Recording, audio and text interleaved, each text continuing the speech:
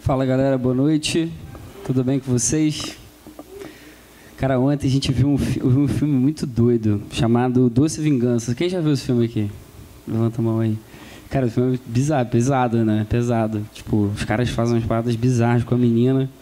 E aí, meu irmão, a menina vira... Pô, a menina vai atrás dos caras pra fazer vingança, meu irmão. É sinistro o filme. Pior que você vai torcendo, né? Pra ela chegar e massacrar. E aí, o que isso tem a ver com o que eu vou falar hoje à noite? Nada. Só queria quebrar um gelo com vocês. Vamos abrir em Marcos 8, versículo 35. Se você está com a sua Bíblia, abre ela aí. Marcos, capítulo 8, versículo 35. Eu quero ler esse texto com vocês. Eu senti muito no coração de falar isso aqui. É um pouco parecido com o que o John pregou também aqui da última vez que ele falou, se não me engano, 2 semanas atrás. E eu tenho orado para que Deus fale muito ao nosso coração. Beleza? Marcos 8.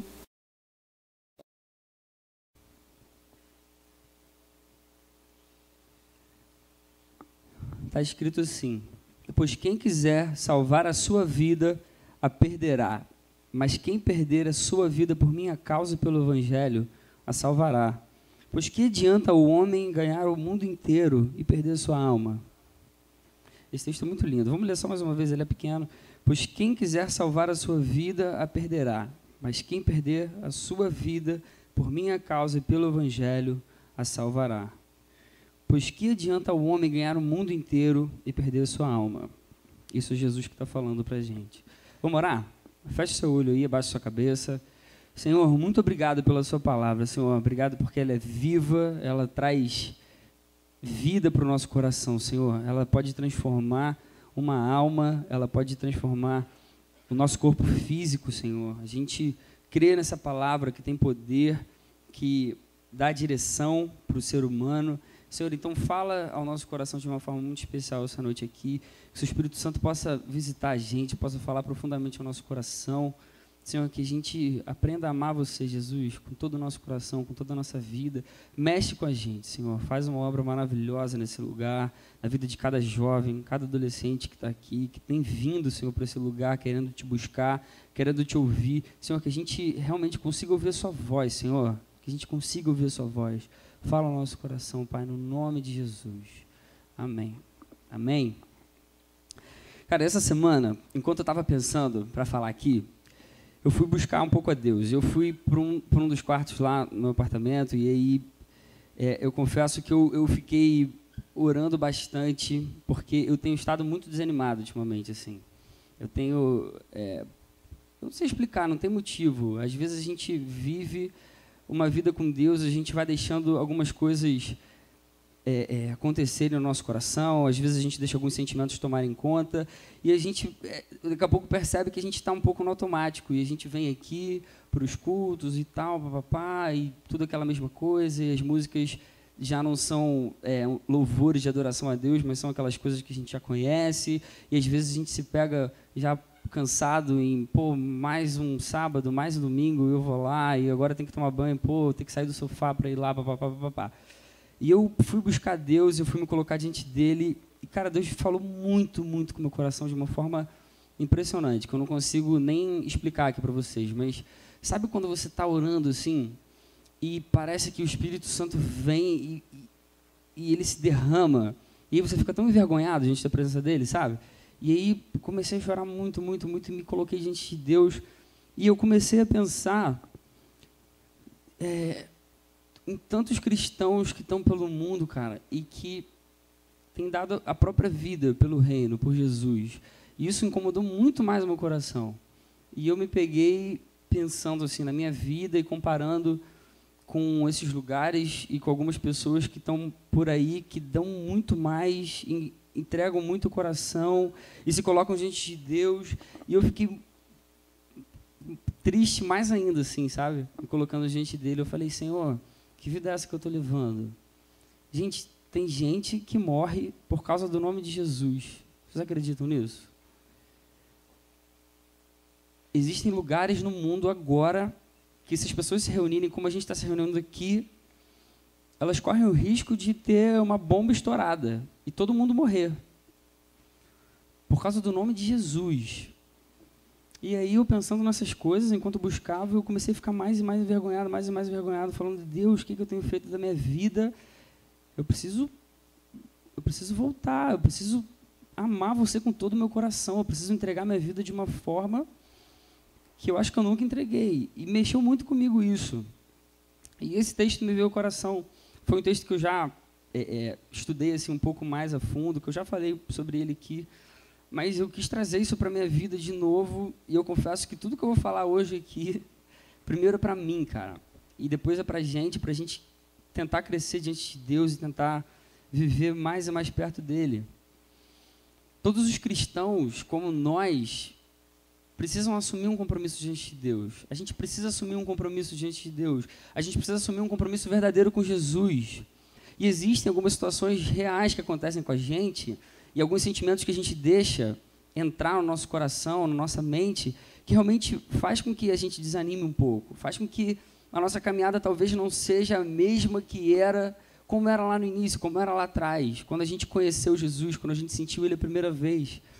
Teve uma vez, eu estava com um cara fazendo um negócio no meu carro, e ele estava conversando comigo e ele viu minha Bíblia, assim. Foi uns 3, 4 anos atrás. E ele olhou a Bíblia e perguntou se eu era cristão. Eu falei para ele que eu era. E ele falou para mim, pô, cara, essa é a melhor escolha. Mas eu acho tão difícil. Um dia eu ainda vou seguir isso aí, mas para mim é muito difícil. Jesus sempre alertou que o caminho da salvação é estreito. Ele sempre deixou isso muito claro para a gente. Isso nunca foi novidade. E muitas vezes é difícil realmente a gente viver a vida como Deus quer que seja. É difícil realmente. Às vezes a gente sente aquele desânimo, aquele abatimento no nosso coração. E aí vem a pergunta, será que a gente está vivendo o cristianismo verdadeiro quando a gente se vê num ponto em que sempre parece difícil, em que sempre parece impossível, que a gente está sempre desanimado, que a gente está sempre mudando um pouco o foco da nossa vida? Será que a gente está vivendo o cristianismo de verdade? Que tipo de compromisso que a gente assume que permite, entre aspas, que a gente se sinta à vontade de cumprir algumas coisas e outras não? Quando convém a gente, quando a gente se sente à vontade, ou mesmo que faça com que a gente queira largar tudo no meio do caminho e que se dane, porque eu não aguento mais isso. Está muito difícil. Tem muita gente que se esconde na graça de Cristo, que acha que graça é isso, que Jesus derramou isso sobre a gente, então ele entende, ele vai me perdoar sempre, e a gente começa a se colocar atrás disso. E eu não estou falando de pessoas externas, não. Eu, muitas vezes, sou assim. A gente pensa isso de forma implícita. Tanto é que várias vezes a gente sente uma tentação e a gente cai nela e fala, Senhor, me perdoa porque eu caí de novo, e depois cai de novo, e cai de novo. A gente acaba se escondendo nessa graça. Nessa graça. Antigamente tinha um programa, que não é um programa, na verdade, daquele pastor Mark Driscoll. Ele respondia algumas perguntas assim um pouco polêmicas que as pessoas falavam para ele ou não, ou perguntas que realmente as pessoas queriam saber. E ele fazia isso na igreja dele, ele filmava e colocava na internet. E teve uma que tem a ver com isso aqui, que fizeram para ele. Falaram, por que a graça salvadora de Deus faz com que muitos cristãos vivam mornos? E sabe o que ele respondeu? Nem todos os que se declaram cristãos são cristãos. Nem todos que confessam a graça salvadora possuem a graça salvadora. É mais ou menos essa a resposta. Jesus Cristo, ele veio para pagar um preço que eu e você nunca poderíamos pagar. A gente nunca ia conseguir pagar. Um preço pelo nosso pecado, e a consequência disso é que ele libertou a gente do pecado. Ele libertou você, ele me libertou, ele libertou a gente de uma vez por todas. E eu quero que a gente reflita aqui, se a gente pode ter essa liberdade nele, como pode ser difícil tantas vezes a gente viver essa vida? Por que às vezes a gente desanima? Por que às vezes a gente não tem vontade de vir aqui, de buscar, de orar? A questão aqui é, eu assumi um compromisso verdadeiro com Jesus ou não? Eu assumi um compromisso verdadeiro com Jesus Cristo? Ainda que eu tenha que perder a vida, como o texto ensina aqui para a gente, e é Jesus falando, será que eu perderia mesmo a minha vida? Será que eu perderia mesmo a minha vida? Isso é sinistro, cara. Será que eu perderia? Será que se entrasse um cara ali agora com uma arma assim, meu irmão, na minha cabeça e falasse, você ama Jesus? E se eu falasse que sim, ele me desse um tiro? Eu creio pela fé que eu diria que sim. Mas é difícil pra caramba a gente pensar nesse tipo de coisa. E aí eu queria fazer algumas considerações sobre esse texto aqui. Queria entrar um pouco a fundo nele, para a gente tentar sair com o coração daqui aquecido, como Jesus acabou fazendo comigo durante a semana. A primeira consideração é que quem prioriza a própria vida não pode se comprometer com Cristo. Mas não é aquela coisa assim, não, se você priorizar a sua vida, você não pode, porque Deus quer tudo de... Não pode porque não consegue, na verdade. Quem prioriza a própria vida não pode se comprometer com Cristo porque não consegue se comprometer com Cristo, porque a própria vida está na frente dele. O versículo 35 fala, pois quem quiser salvar a sua vida, a perderá, mas quem perder a sua vida por minha causa e pelo Evangelho, a salvará. E aí vem a primeira coisa que eu queria falar, que é o seguinte, esses dois salvar aqui, eles têm o original deles diferente, apesar aqui da transcrição, né, do português, fazer esse jogo de palavras, quem quiser salvar a sua vida vai perder, e quem perder a sua vida vai salvar. Esses dois salvar aqui, eles têm significados diferentes. O primeiro salvar no grego é telo, e o segundo salvar é sozo. E eles têm um significado um pouco diferente. O telo, o primeiro salvar, é gostar, ter prazer, ter satisfação. Quem tem satisfação com a sua própria vida. O segundo já é no sentido realmente de salvação eterna.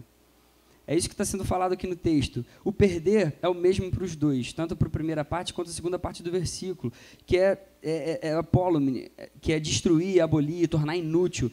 Então, o que esse texto está querendo dizer, em outras palavras, é assim, quem quiser ter prazer, satisfação na própria vida, vai se destruir, vai se tornar um inútil. Mas quem destruir a própria vida, inutilizar a própria vida, por causa de Jesus, tem a salvação eterna. É isso que o texto está querendo dizer, em outras palavras. Logo, quem ama mais a si mesmo do que a todo o resto, que a Deus e as pessoas, não entende quem Jesus é de verdade. Quem tem um compromisso maior em satisfazer a própria vida, aquela coisa bem egoísta mesmo, quer fazer tudo por conta própria, não está comprometido com Jesus e não ama Jesus de verdade. Isso é uma afirmação um pouco triste, mas é verdade. E quais os motivos disso? Em primeiro lugar, porque a nossa satisfação, a satisfação do cristão, ela tem que vir somente de Jesus Cristo. Ela tem que vir somente de Jesus Cristo. Em segundo lugar, porque só quem traz a salvação é Jesus. O que é se comprometer mais com a própria vida do que com Jesus? Eu diria que é fazer todas as coisas sem pensar que Ele é a razão principal de tudo. Ele é a razão no início, no meio e no fim de todas as coisas. Eu tive um amigo, um grande amigo assim, quando eu tinha lá meus 15, 16, 17 anos, eu tinha um amigão, que a gente vivia junto e tal, e ele tinha um irmão. Então, esse irmão dele também era muito amigo meu, porque eu vivia na casa dele, eles viviam na minha casa. E esse irmão desse meu grande amigo, ele simplesmente, no momento da vida dele, ele declarou que era gay. Ele simplesmente quis assumir e etc. e tal, papapá. E, cara, foi uma coisa muito difícil, assim, para quem era amigo, para quem andava com ele, para quem estava junto. E aí, ele me encontrou uma vez, né, eu só ouvi pelos outros, ele não tinha vindo falar comigo isso, e ele veio, me encontrou, inclusive está numa festa aqui da igreja, dessas festas do interior que a gente faz, né, que é caipira ou interior? Qual que o Jonas pede para a gente falar mesmo? Caipira, né? Foi mal. Caipira. E foi aqui, e ele me encontrou, ele veio me abraçar e tal, ele já sabia que as pessoas já tinham contado, e etc, papapá.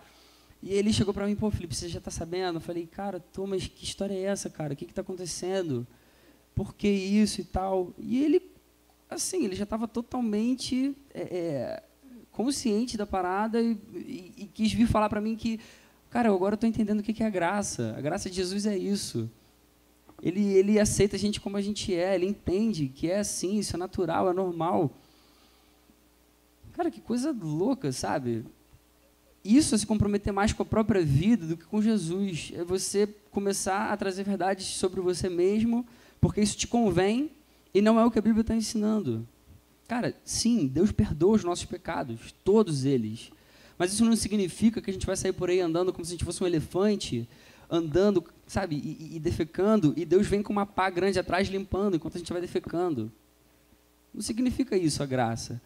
Você imagina você chegar para sua esposa, você casa com ela, tá lá feliz, você ama para ela, ela vira para você e fala: meu amor, eu te amo muito. Eu amo você pelo resto da minha vida. E o cara vira para ela e fala: amor, você me ama mesmo? Ela fala: amo, não importa o que aconteça, eu sempre vou te amar. E o cara vira para ela: tá bom, então eu posso ter outra mulher também? Isso é um abuso do amor dela. Você entende? É assim que funciona a graça de Jesus, o amor dele por nós. Não significa que a gente pode sair por aí fazendo o que a gente quiser, que Jesus sempre vai perdoar. Ele sempre vai perdoar, mas é justamente por esse motivo que a gente não sai por aí fazendo todas essas coisas. Porque a gente entende o que ele fez pela nossa vida, a gente entende a salvação dele por cada um de nós. Se comprometer com Cristo significa, literalmente, destruir a minha própria vida, destruir os meus próprios desejos, as minhas próprias vontades, quando for preciso, por amor a Ele. Pelo amor que eu tenho pelo meu Jesus. Como a gente aprendeu com o texto, é lutar contra o pecado com toda a minha força. É lutar contra o pecado com tudo que eu tenho, mesmo que isso custe dor, sofrimento, esforço. É isso que é se comprometer com Jesus, mais do que a minha própria vida. Por isso a gente precisa se comprometer de verdade, somente com Ele. Só que, e aí entra a segunda consideração, se comprometer com Jesus Cristo é entender que destruir a própria vida, destruir a nossa própria vida por Ele, é a consequência da salvação, não o meio de se obter a salvação. Não sei se você está entendendo o que eu estou falando, mas eu preciso entender que eu me comprometendo com Jesus Cristo significa que destruir a minha própria vida por Ele é consequência de uma vida salva, não o meio de ter a salvação. O versículo 35 fala: quem perder a sua vida por minha causa e pelo Evangelho a salvará. E o significado disso, como eu falei com vocês, com os originais mesmo do grego, significa, cara, quem destruir a própria vida e inutilizá-la por causa de Jesus tem a salvação eterna.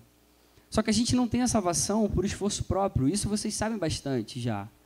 A gente não tem. Efésios capítulo 2, versículo 8, Paulo deixa muito claro: pois vocês são salvos pela graça por meio da fé, e isso não vem de vocês, é dom de Deus. A gente é salvo pela graça. Só que o verso 35 de Marcos 8 diz que quem perde a própria vida encontra a salvação. Então a gente pode concluir disso que a consequência natural das pessoas que são salvas é não considerar a vida um bem pelo qual você deve se apegar. Essa que é a verdade. A gente não entrega a nossa vida para ser salvo, a gente entrega a nossa vida porque a gente é salvo. É assim que funciona, essa que é a lógica certa. Logo, a gente passa a amar mais a Cristo do que a nossa própria vida, não para obter um favor de Deus, para ter alguma coisa boa de Deus, mas porque a gente já teve essa coisa boa de Deus, porque a gente já teve a salvação, porque Ele já libertou você, porque Ele já te deu vida eterna. O cristão ele precisa pensar como Paulo em Filipenses 1:21, porque para mim o viver é Cristo e o morrer é lucro. Isso precisa ser código de conduta todos os dias da nossa vida. Eu lembro, cara, assim que eu tive a minha primeira experiência com Deus, lá atrás, com meus 16 anos, eu sempre fui, né, de família cristã, sempre estava ali nas escolas dominicais, etc., ouvi falar, mas eu realmente tive um encontro com Jesus, eu tive um primeiro relacionamento assim, com Ele que me marcou muito, e eu lembro que naquela época eu só queria viver para agradar a Jesus, era uma coisa completamente sobrenatural, eu era completamente apaixonado. Sabe quando você pensa assim, fica apaixonado por uma menina ou uma menina pelo menino, e você pensa o dia inteiro, toda hora, e papapá. Cara, eu estava assim por Jesus. Eu tinha convicção que minha vida inteira só era o que era pela grande misericórdia de Jesus. Eu fui tomado por essa convicção e valia a pena entregar toda a minha vida, tudo o que eu tinha por Ele, e sempre vai valer. Cara, o nosso compromisso real com Jesus é doar a nossa vida inteiramente ao reino. Porque a gente reconhece a nossa salvação por meio do sacrifício de Jesus. Precisa ser assim na nossa vida. Eu e você, a gente precisa ter um compromisso sério com Ele, pela nossa alegria e pela nossa gratidão pelo que Ele fez. E aí a terceira consideração desse texto é que vale mais a pena a derrota tendo a alma salva do que a vitória tendo a alma perdida, destruída. Vale mais a pena a vitória tendo a alma salva do que a vitória tendo a vida destruída. Cara, a perda da alma é uma coisa tão séria para Jesus, que Ele deixou isso dessa forma assim, clara, e não é à toa que Ele fez o que Ele fez, que ele deu a própria vida dele pela nossa. Ele diz que ganhar o mundo inteiro não adianta de nada se a gente tiver a alma perdida. Você está ligado o que é isso? Tipo, é mais um daqueles textos que eu acho que a gente acostuma a ler e parece que fica normal. E não é normal, tá ligado? Isso não pode ser normal. Sabe o que é ganhar tipo, o mundo inteiro? Pensa alguma coisa legal que você faça e nego te elogia. Você fica super feliz, né? Tipo, você se sente bem por aquilo.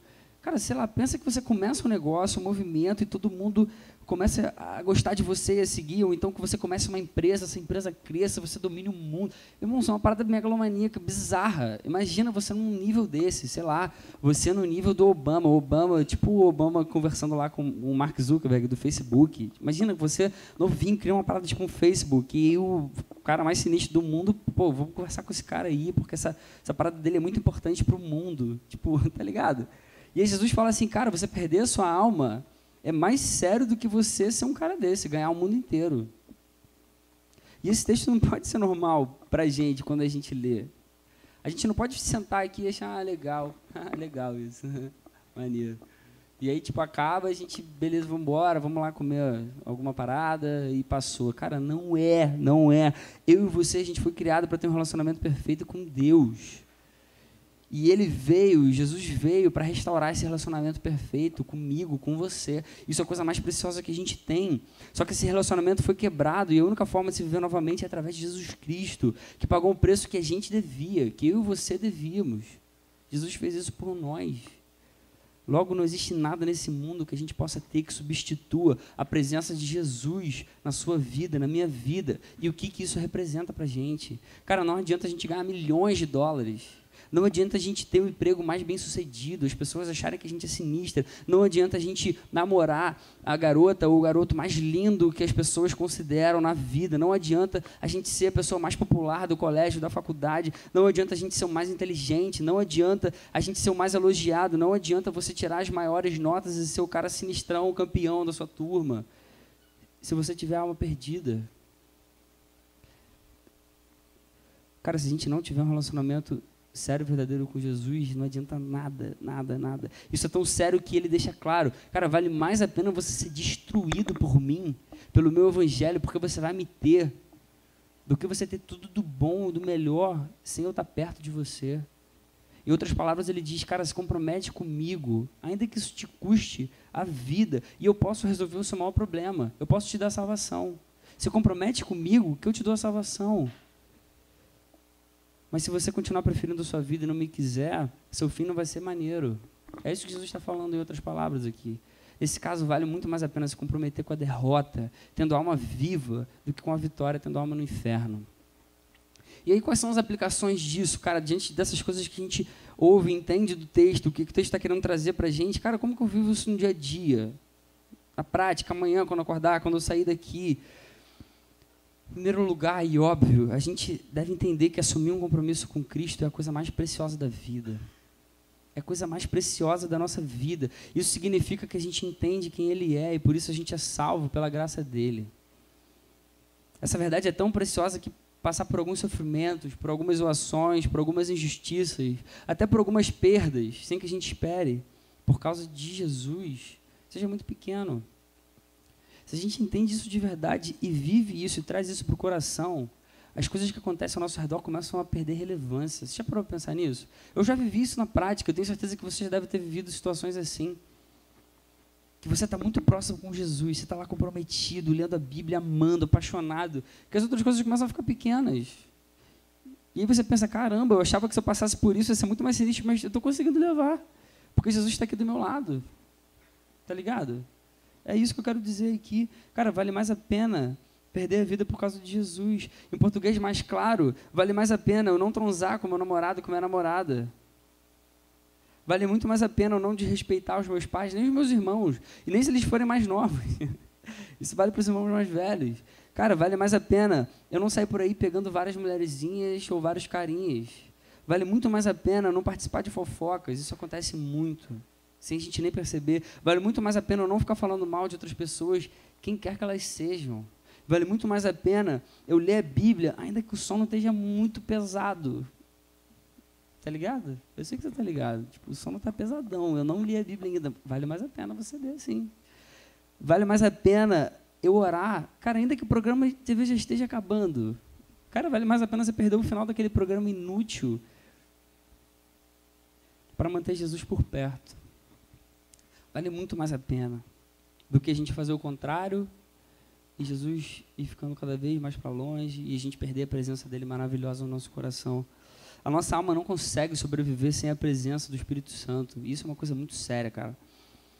Eu lembro que uma vez eu conversei com um amigo meu e falando sobre essa coisa, abrindo o coração, falando de uma vez que ele vacilou e papapá, e ele falou, cara, quando eu vacilo diante de Deus, sabe, aquele pecado cabeludo, eu sinto como se os meus ossos doessem, assim, sabe?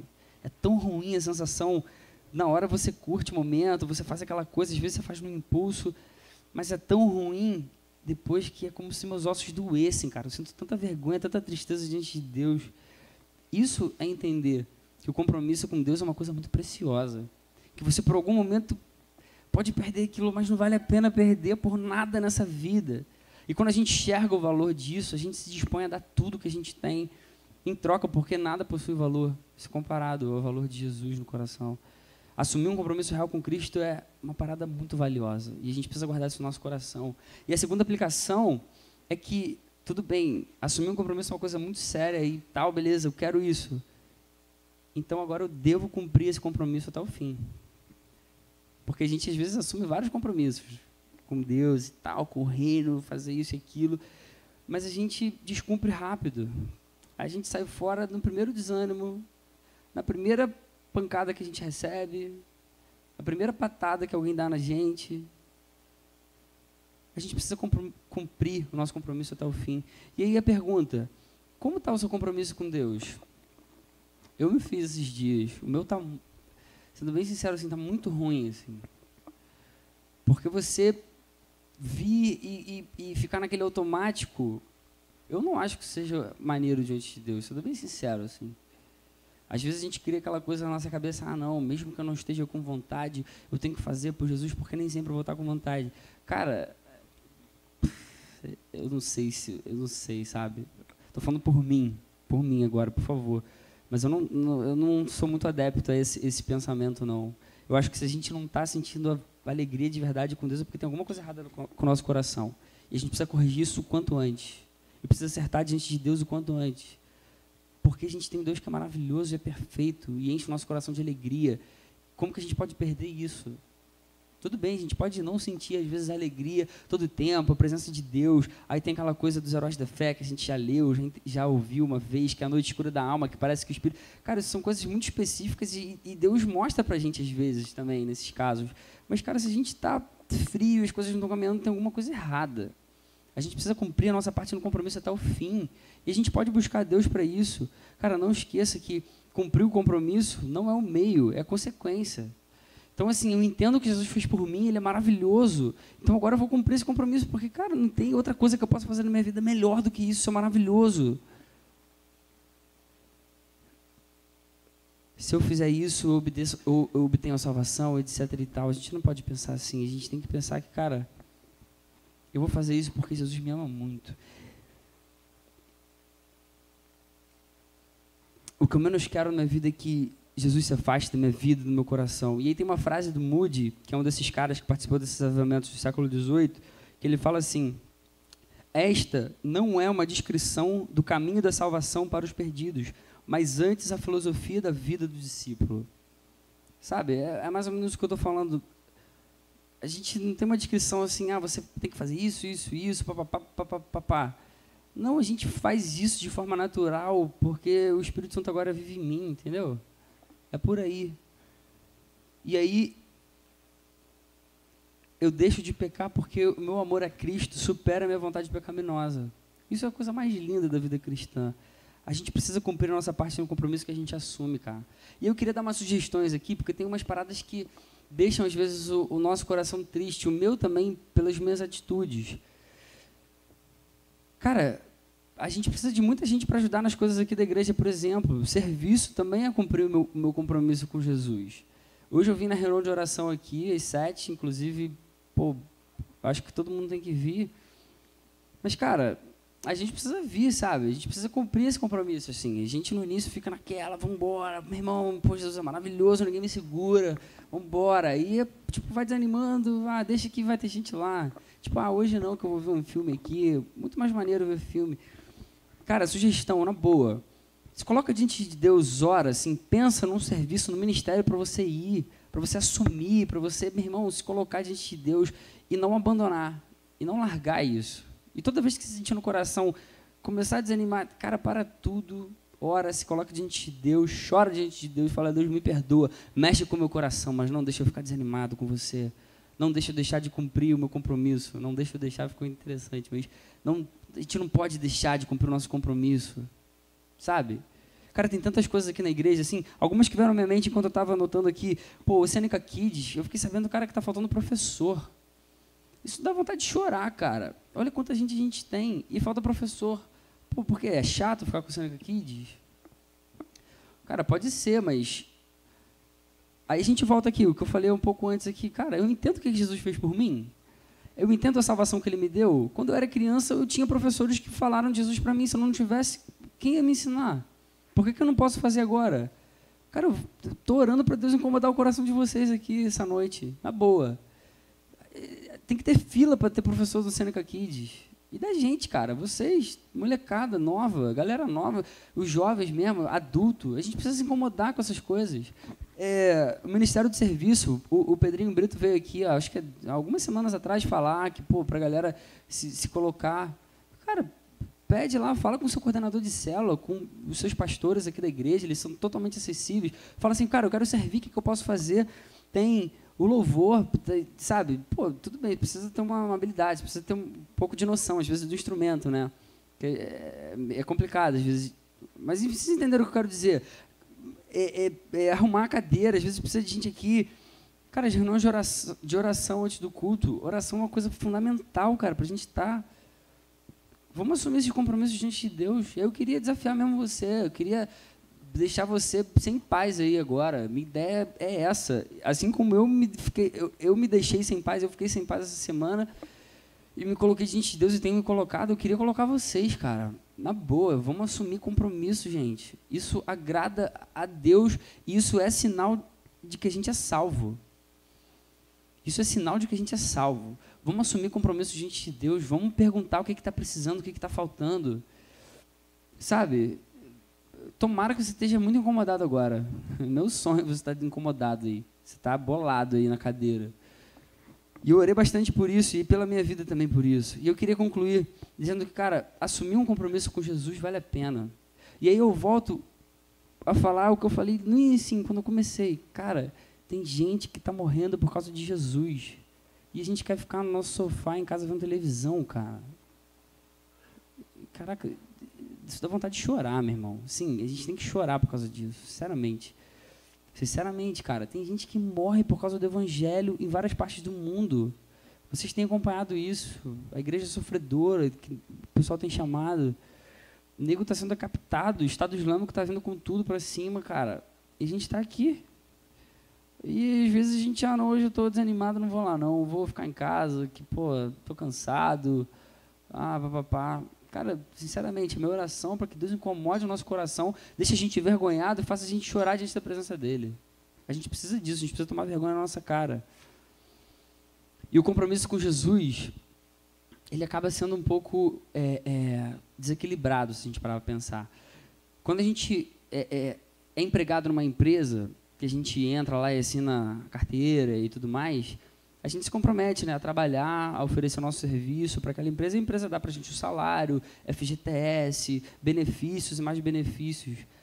Assumir um compromisso com Jesus é mais ou menos assim, a gente se compromete com Ele e Ele realmente dá muitas coisas para a gente. Só que é totalmente desequilibrado porque o que Jesus dá para a gente em benefício, cara, não se compara ao que a gente pode entregar para Ele como adoração, sabe? Não se compara. Salvação, cara. Vida eterna, brother. Vida eterna, meu irmão. Muito sinistro isso. Não se compara. A nossa parte nesse compromisso é muito menor do que o benefício de Jesus, do que Ele te oferece.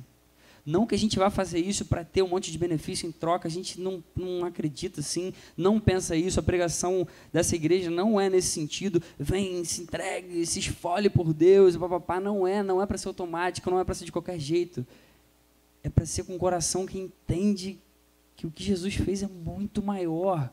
É para a gente sentir vergonha de pensar que tem gente morrendo por causa de Jesus, porque quer ler uma página de uma Bíblia e a gente está com sono para ler a nossa. É isso, é esse compromisso, e é isso que eu queria trazer para vocês aqui. Eu sei que muita gente viu lá, né, durante a semana, porque assumiu um compromisso e achou que era negócio de namoro e tal. Cara, eu acho que eu nunca vou pregar sobre isso, assim, nunca vou falar sobre essa parada, nem sei falar sobre isso. É compromisso com Jesus mesmo, e a gente precisa se incomodar diante dele. Essa que é a minha ideia. E eu orei muito assim essa semana, e eu espero muito que Deus toque no seu coração. Eu não sei como é que está você, mas se, por exemplo, alguém estivesse pregando sobre isso aqui semana passada e fizesse isso que eu estou pensando em fazer agora, eu ia querer ser um dos primeiros a fazer. Que eu queria, eu não, sei lá, eu ia falar assim, fique em pé, eu vi aqui na frente, mas, assim, pouco importa, assim, é Jesus que olha isso, sabe? Não é a gente e tal. Eu sei que tem aquela coisa legal de um símbolo diante de Deus, de uma coisa que eu estou assumindo e tal, papapá. Mas eu queria que você tentasse colocar isso no seu coração, assim, se você está com uma vida que você considera assim fria, distante, perto das coisas que você já viveu com Jesus, cara, eu queria pedir assim que você agora fechasse o seu olho no lugar onde você está, que você abaixasse a sua cabeça. Eu quero orar especificamente por você e por mim, assim, porque Deus precisa mexer com a gente, cara, porque a gente não pode continuar da mesma forma. A gente não pode olhar a nossa vida e achar que está maneiro. Não está.